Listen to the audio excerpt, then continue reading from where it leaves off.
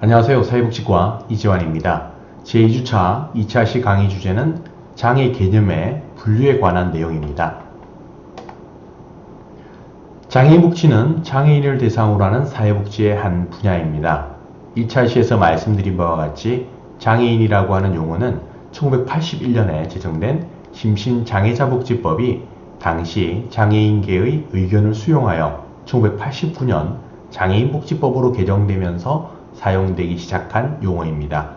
우리나라 장애인복지법에서는 장애인을 신체적, 정신적 장애로 인하여 장기간에 걸쳐 일상생활 또는 사회생활에 상당한 제약을 받는 자로 규정하고 있습니다. 유엔은 장애인 권리선언에서 장애인을 선천적이든 후천적이든 신체적 또는 정신적 능력의 결함으로 인하여 일상의 개인 또는 사회생활에 필요한 것을 확보하는데 스스로는 완전히 또는 부분적으로 행할 수 없는 사람으로 규정하고 있습니다. 자, 이러한 장애인에 대한 용어 정의는 장애인을 다소 수동적이고 의존적인 대상으로 보는 견해가 지배적입니다. 장애의 사전적 의미는 무엇인가를 하고자 할 때 이를 이루어 나가는 데 있어 방해가 되는 그 무엇이라고 정의하고 있습니다. 자, 장애인 복지에서 거론되고 있는 용어로서의 장애라고 하는 것은 인간의 어떤 특수한 상태, 즉 기능의 저하나 이상, 상실 같은 것을 의미한다고 볼 수 있겠습니다. 자, 이렇게 볼 때 장애인에 대한 정의는 다양한 차원에서 이루어질 수 있을 것입니다. 자, 세계보건기구인 WHO에서는 장애의 개념을 계층적으로 제시하면서 1980년에 국제장애분류라고 하는 ICIDH, 즉 장애에 대한 개념적인 틀을 손상이나 능력장애, 사회적 장애라고 하는 세 가지 차원에서 제시하였습니다. 자, 가령 야구선수가 교통사고로 팔과 다리를 다쳤을 경우를 생각해 본다면, 자, 1차적으로는 신체적 차원의 손상을 갖게 됩니다. 자, 그 다음으로는 2차적으로 개인적 차원에서 공을 짚는다거나 보행을 할 수 없게 되는 능력장애를 갖게 됩니다.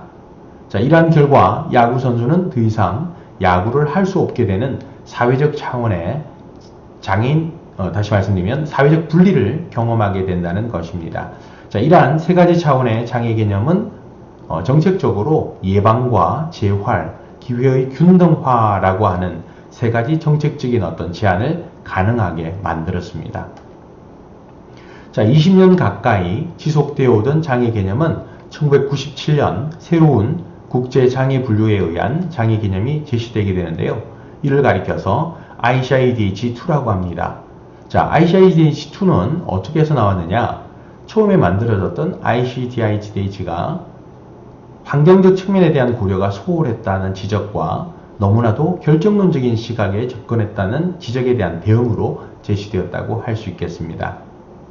ICIDH2는 손상과 활동, 참여 등으로 구분하고 상황적 요인, 즉 환경적 요인과 개인적 요인을 구분하여 장애 개념의 확대를 가져왔을 뿐만 아니라 장애라는 것이 개인뿐만 아니라 사회 환경적 맥락의 중요성을 더욱더 강조하게 되었습니다.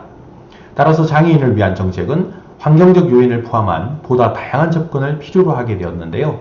이는 비장애인도 활동과 참여에 제한이 일어날 수 있다는 것을 반영한 결과라고 할 수 있겠습니다. 자, 이러한 ICIDH2는 5년간의 각국의 임상실제 적용을 한 결과 5년 뒤에 재평가를 통해서 2001년도에 새로운 모델인 ICF, 즉 국제기능장애 건강분류체계를 제시하게 됩니다. 자, ICF는 긍정적 측면에서의 기능과 부정적 측면에서의 장애를 포괄하는 것으로 장애를 가지고 있으나 일을 할 수 있는 능력이 어느 정도이며 장애로 인해 가정생활이나 사회생활에 어느 정도 불편하느냐를 기준으로 장애를 판정하게 됩니다. 자, 이렇게 지속적인 개정을 통해 마련된 ICF는 장애에 대한 개인의 특성과 사회환경적 특성을 통합한 것으로 장애인뿐만 아니라 모든 사람들에게 적용될 수 있는 보편적 정의의 장애 개념이라고 할 수 있겠습니다. 감사합니다.